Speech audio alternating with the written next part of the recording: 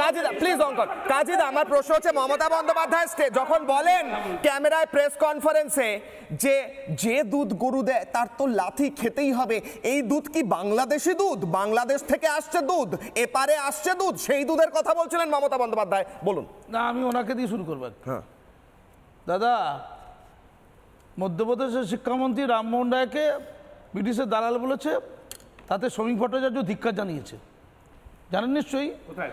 হ্যাঁ,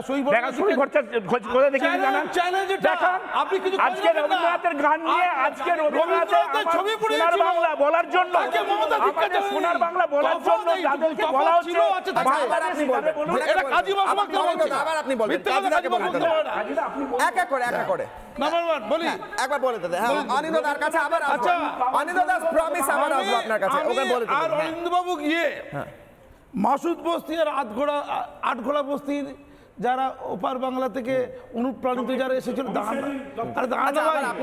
তাদের গিয়ে আমি ধন্যবাদ জানাবো। ভালো কথা বলছেন, হ্যাঁ যাবো, ঘরে যাবো, ধন্যবাদ জানাবো। কেন বলুন তো? সত্য কথা বলার জন্য। এইটাকে আপনি ক্রেডিট দিতে ভাই, সব সত্য কথা বলছেন দাদা ভাই। আমি আপনি যাবো সঙ্গে অমিত শাহজি, আপনি শ্রমিক ভট্টাচার্য বলেছেন ধিক্কার জানিয়েছে, ফোন করতে পারলে কি করবেন আপনি? শ্রমিক ভট্টাচার্য মধ্যপ্রদেশের শিক্ষামন্ত্রীকে ধিক্কার জানাচ্ছে। আচ্ছা, আজকে অনুপ্রবেশে আসি স্যার। না না না, এই সব করে লাভ নেই, আমাদের ধন্যবাদ জানানো উচিত দাদা যে ওরা সত্য কথাগুলো বলেছে, কিভাবে এসেছে, কিভাবে যাবে, কি করে, কেন, কবে, 2 বছর আগে কি 3 বছর আগে, কটা বাচ্চা, তাদের নাম সব বলে দিয়েছে। এটা কিন্তু সরল স্বীকারোক্তি। এর জন্য ভাই রিপাবলিক বাংলার পক্ষ থেকে ওদেরকে একটা ধন্যবাদ দেওয়া উচিত, নাম্বার 1। নাম্বার 2, আমার না খুব কিরম লাগে জানেন তো, যখনই দিদি প্রতিবাদ করে তখনই বুঝতে পেরে যাই যে ওটা সফল হবে। মানে মোদিজি কিছু করলো আর দিদি প্রতিবাদ করলো, আমি তখন বুঝে যাই এইটা মোদিজি সফল করবেই, একদম সফল হবে। দিদি জানে, আরে লাইন 370 দ্বারা প্রতিবাদ সফল, সিএ প্রতিবাদ সফল, 3 তালাক প্রতিবাদ সফল, ওয়াকফ প্রতিবাদ সফল, ওবিসি প্রতিবাদ সফল, এসআইআর প্রতিবাদ সফল। এই বলেনি এসআইআর প্রতিবাদ সফল কি করে? মাননীয়ার দলবল, মাননীয়ার লোকজন সকলে মিলে ইতিমধ্যে 671,00,000 ফর্ম বিলি করে দিয়েছে, আর 5 লক্ষ মাত্র বাকি আছে। দিদিরা সব কাজ মোদিজিদের লক্ষ্য পূরণের জন্য সম্পন্ন করিয়া আছে। এর জন্য দিদিকে একটু আরে দাঁড়ান, উনি করেছেন, উনি হেল্প করেছেন। দিদি নিজে ফর্ম নিয়ে দিদি মানে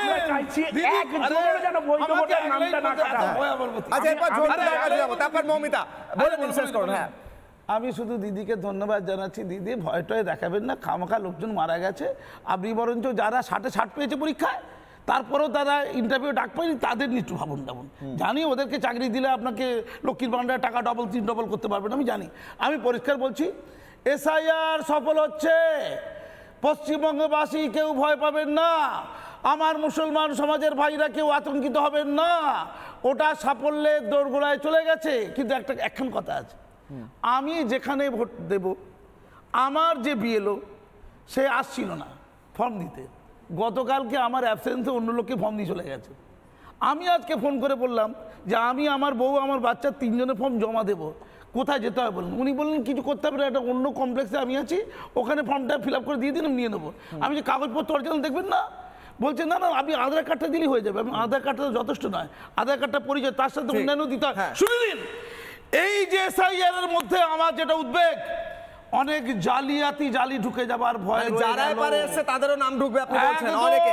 আমাকে বলেছে পরিষ্কার করে এটা, আমি পরিষ্কার 261 নম্বর ঝন্টু বাবু পাঠে এটা আমার মতো লোককে বলেছে, তাহলে সাধারণ লোকের কাছে কি হচ্ছে? বড় অভিযোগ। আমি এখান থেকে আসি, জালিয়াতি লোক ঢুকে না, জালিয়াতি লোক যদি ঢোকে, এই যারা পালিয়ে যাচ্ছে, এই যারা নানা ধরনের কন্টেন্ট দেখার জন্য লাইক করুন, শেয়ার করুন আমাদের ফেসবুক পেজ, সাবস্ক্রাইব করুন আমাদের ইউটিউব চ্যানেল। পাশাপাশি অন্যান্য ব্রেকিং নিউজের জন্য অবশ্যই চোখ রাখুন রিপাবলিক বাংলায়।